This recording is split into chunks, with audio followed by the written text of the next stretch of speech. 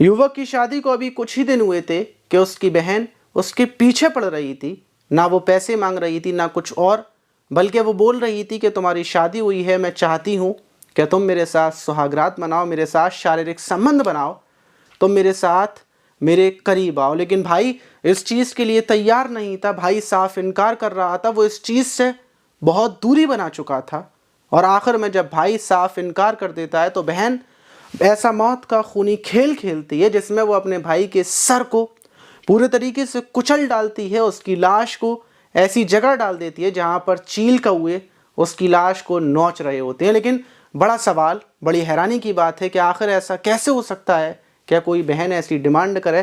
पूरा मामला, पूरी हकीकत जानने के बाद आपके भी पैरों तले ज़मीन खिसक जाएगी। तो चलते हैं और जानते हैं पूरा मामला। मेरा नाम माज है। अगर आपको हमारी वीडियोस से थोड़ी बहुत जागरूकता मिलती हो तो नीचे सब्सक्राइब वाला बटन दबाकर हमारे चैनल से ज़रूर जुड़ जाइएगा। तो ये घटना बिहार के हाजीपुर ज़िले के जनदाना गांव की है। वहां 21 तारीख की दोपहर वहां के थाने में एक महिला रोती हुई आती है और वो पुलिस से बोलती हैं कि उनका बेटा, जिसका नाम मनीष था, जिसकी उम्र 24 साल थी, वो 2 दिन पहले से गायब है, उसका कोई पता नहीं है। वो 2 दिन पहले शाम के टाइम घर से ये बोल कर गया था कि मैं बर्थडे पार्टी में अपनी चचेरी बहन की यहाँ पर जा रहा हूँ, उसके बाद वापस आ जाऊँगा। लेकिन उसके बाद उसका कोई अता पता नहीं लगा। और सबसे बड़ी बात कि मेरे बेटे की शादी 6 दिन पहले ही हुई थी। उसकी नई नवेली दुल्हन, उसकी पत्नी घर पर रो रही है, बैठकर इंतज़ार कर रही है। हम सारे लोग बड़े परेशान हैं। और जो माँ थी वो बोलती है कि मुझे जिसके ऊपर शक है वो उसकी चचेरी बहन, जिसका नाम सीमा है, वो भी शादीशुदा है, वहीं पर वो रहती है। मैं 2 दिन से उसके घर के चक्कर लगा रही हूँ और अब आकर उसके घर पर ताला पड़ा हुआ है। पुलिस जब ये बात सुनती है तो पुलिस भी हैरान हो जाती है कि आखिर अचानक से लड़का कहाँ गायब हो गया। 21 तारीख से लेकर पुलिस छानबीन करना शुरू करती है, गांव में पता करती है और जो सीमा देवी थी उसके पति को ढूंढती है, उसको ढूंढती है, लेकिन पुलिस के हाथ कुछ नहीं लगते।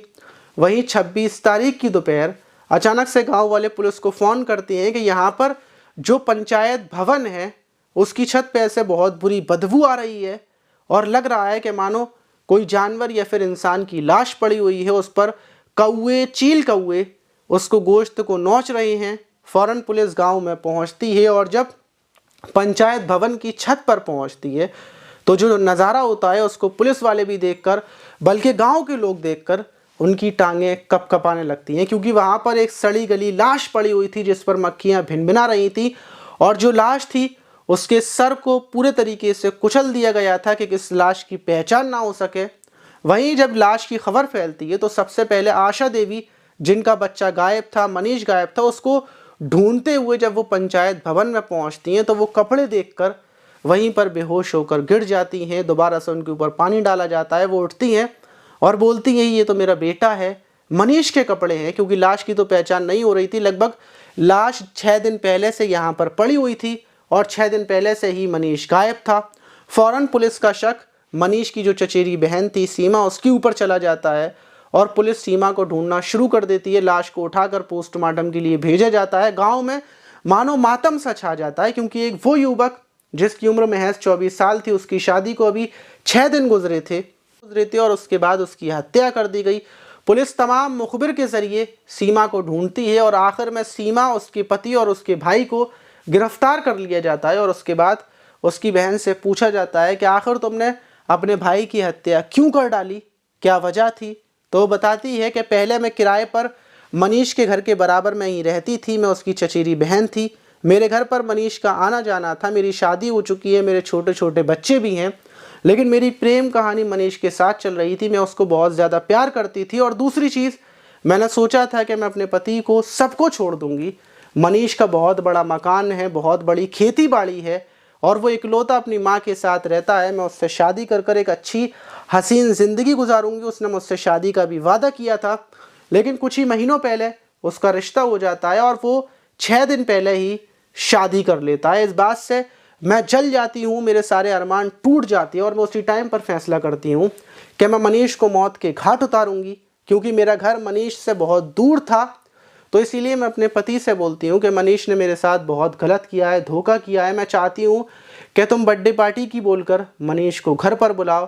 तो मेरा पति और मेरा भाई दोनों मनीष को घर पर लेकर आते हैं, वहीं पर बर्थडे पार्टी करते हैं और उसके बाद तीनों मिलकर उसकी हत्या कर देते हैं। उसके चेहरे को कुचल डालते हैं कि लाश की कोई पहचान ना कर सके, और जो पंचायत भवन था उसकी छत पर लाश को डाल आते हैं, क्योंकि हम चाहते थे कि लाश को चील कौए खा जाएं और अगर जब लाश मिले तो कोई पहचान भी ना कर सके। लेकिन बड़ा अफसोस की बात है, हम ये भूल गए कि जो मनीष के कपड़ों थे उसकी वजह से मनीष की पहचान हो गई, और जो कुछ मैंने किया वो मैंने गुस्से में किया।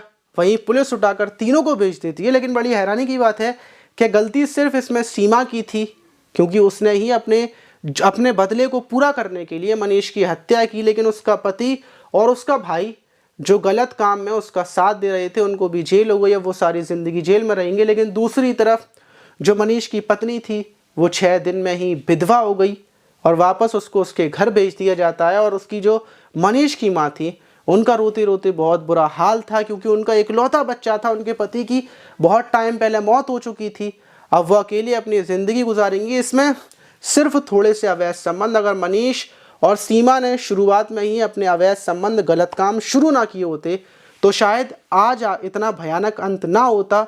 सिर्फ 2 लोगों की अपनी एक दूसरे की हवस की वजह से पता नहीं ना जाने कितनी ज़िंदगियां ख़राब हो गई। पहली ज़िंदगी मनीष की पत्नी की, दूसरी ज़िंदगी उसकी माँ की, तीसरी ज़िंदगी जो सीमा थी उसका पति, उसका भाई। कुल मिलाकर 4 से 5 ज़िंदगियाँ ख़राब, बल्कि 6 ज़िंदगियाँ ख़राब हो गई, जिसमें मनीष और सीमा की भी। तो इसलिए अवैध संबंधों को आप ये ना सोचें कि ये बहुत छोटी चीज़ है। अगर अवैध संबंध हो रहे हैं तो फ़ौरन ख़त्म कर दें, अपनी ज़िंदगी सुकून की और अकेले ज़िंदगी जो है उसको गुजारें। आप इस घटना पर क्या बोलना चाहेंगे कमेंट बॉक्स में ज़रूर बताइएगा। और अगर आपको कोई न्यूज़ देनी है, कोई ख़बर देनी है, तो आप हमें इंस्टाग्राम पर हमारे साथ जुड़ सकते हैं। इंस्टाग्राम ID है MAAZ2। इसको इंस्टाग्राम पर सर्च कर हमें मैसेज कर सकते हैं, हमसे बात कर सकते हैं। मिलते हैं किसी और वीडियो में।